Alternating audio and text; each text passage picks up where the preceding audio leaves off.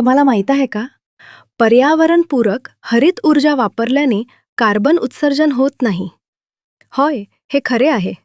आज आपल्या देशामध्ये 70% विजेची 70% निर्मिती ही कोळसा जाळून होते. जेव्हा कोळशाची भुकटी ही 1000 डिग्री सेल्सिअसच्या उच्च तापमानावर जाळली जाते तेव्हा प्रचंड प्रमाणात कार्बन तयार होतो, कार्बन वायू तयार होतो आणि त्यामुळे हा कार्बन वायू हा अत्यंत घातक आहे. उदाहरण द्यायचं झालं तर समजा आपल्या घरचा 100 वॅटचा बल्ब जर आपण वर्षभर तेवत ठेवला तर साधारण 300 ते 350 किलो कोळसा जाळावा लागतो. त्यामुळे आज आपल्याकडे वाहनं जी आहेत ती सुद्धा विजेवर चालतात. स्वयंपाकघरातली उपकरणं ही देखील विजेवर चालतात. त्यामुळे वीज हा अत्यंत आवश्यक आणि अविभाज्य घटक झालेला आहे आपल्या जीवनाचा.